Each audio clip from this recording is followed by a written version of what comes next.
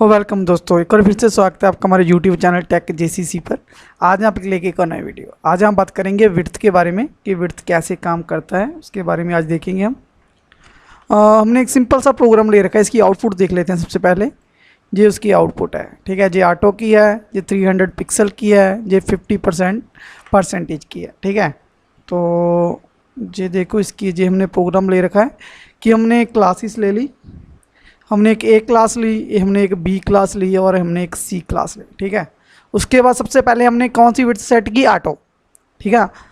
Auto का means क्या होता है? ऑटो का मीन्स ये होता है कि वो ब्राउज़र की पूरी विड्थ यूज़ करेगा, मतलब पूरा ब्राउज़र यूज़ करेगा, लास्ट शुरू फर्स्ट से लेके लास्ट तक, ठीक है। ये देखो, मैं पहले इसकी आउटपुट देख लेते हैं ऑटो की। ये हमारी ऑटो की आउटपुट है, जी हमारी ऑटो की। बाय डिफ़ॉल्ट कौन सा होता है? ऑटो ही होता है कि पूरा ब्राउज़र यूज़ कर रहा है स्टार्ट से लेके एंड तक, ठीक है। पूरा ब्राउज़र यूज़ कर रहा है, उसको हम कौन सी वैल्यू बोलते हैं? उसको बोलते हैं ऑटो वैल्यू, ठीक है। विड्थ प्रॉपर्टी है, उसकी वैल्यू कौन सी है? ऑटो, ठीक है जी। देखो ऑटो उसने पूरा लेके ब्राउज़र यूज़ किया, फर्स्ट देखे लास्ट तक पूरा ब्राउज़र यूज़ कर रहा है, ठीक है। उसके बाद ये हो गया। उसके बाद इसने विड्थ ली 300 पिक्सल, 300 पिक्सल विड्थ ली। तो ब्राउज़र हमारे कंटेंट को कितनी विड्थ मिलेगी? 300 पिक्सल, 300 पिक्सल, ठीक है। ये 300 पिक्सल उसको मिल गया, ठीक है। उसके बाद हमने के लिए विड्थ ले 50%। सबसे पहले ऑटो पूरा ब्राउज़र यूज़ किया, फिर 300 पिक्सल ली कि उसे 300 पिक्सल मतलब विड्थ मिल गई। उसके बाद विड्थ को कितनी दे दी हमने? 50%, मतलब 50% दे दी, आधी स्क्रीन दे दी, ठीक है, ब्राउज़र की। तो इन तीनों में डिफरेंस क्या है वो भी अभी देखते हैं अभी, ठीक है। जी हमने वो कंटेंट को क्लास ए को यूज़ किया, क्लास बी को यूज़ किया, क्लास सी को यूज़ किया। सिंपल नॉर्मल कंटेंट, एक डमी कंटेंट हमने लिखा हुआ है, ठीक है। कुछ भी लिख सकते हो आप, ठीक है। तीनों में डिफरेंस देखते हैं अभी, ठीक है। तो हमने सबसे पहले की कर लिया, इसको रिस्टोर कर लिया। ये देखो, पहले सबसे पहले अगर मैं इसको इंक्रीज़ कर रहा हूँ, ये देखो, इसकी विड्थ को इंक्रीज़ कर रहा हूँ मैं, तो इसके ब्राउज़र ये ऑटो वाला ऑटो जो हमने ऑटो वैल्यू दे रखी है वे बाय डिफ़ॉल्ट इंक्रीज़ हो रहा है। जितनी ब्राउज़र की विड्थ है उतनी टोटल विड्थ को यूज़ कर रहा है। ये देखो, ये देखो, ये देखो, ठीक है। जितनी ब्राउज़र की विड्थ है उसकी सारी विड्थ को बाय डिफ़ॉल्ट ऑटो यूज़ कर रहा है, ठीक है। इस तरह से, मतलब एक तरह से हम इसको रिस्पॉन्सिव भी बोल सकते हैं। रिस्पॉन्सिव का मतलब क्या होता है कि जितने भी अपने साइज़ होगा स्क्रीन का, उस हिसाब से आपकी विंडो का, आपकी वेबसाइट का, आपके वेब पेज का साइज़ इंक्रीज़ और डिक्रीज़ हो ही जाएगा।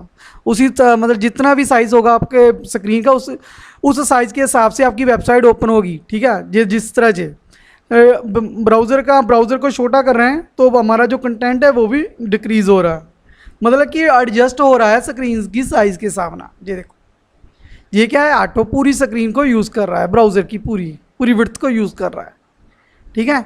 उसके बाद आगे पिक्सल ये हमारा 300 पिक्सल है। पिक्सल क्या करता है? पिक्सल ने हमने, ये देखो, हमने पूरी पिक्सल ने 300 पिक्सल दे दी, इसने रिफिक्स कर दिया, इसको चेंज नहीं करेगा वो।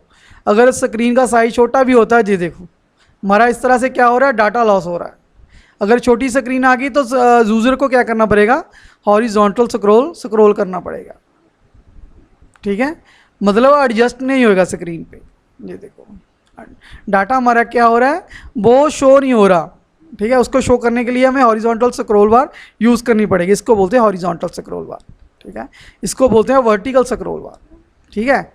तो इस तरह से, मतलब अगर 300 पिक्सल दे देते हैं तो उससे हमारा एक साइज जो होगा डिव का, उसका साइज एक फिक्स साइज बन जाएगा, तो उसको इंक्रीज़ और डिक्रीज़ नहीं किया जा सकता, ठीक है। ये देखो,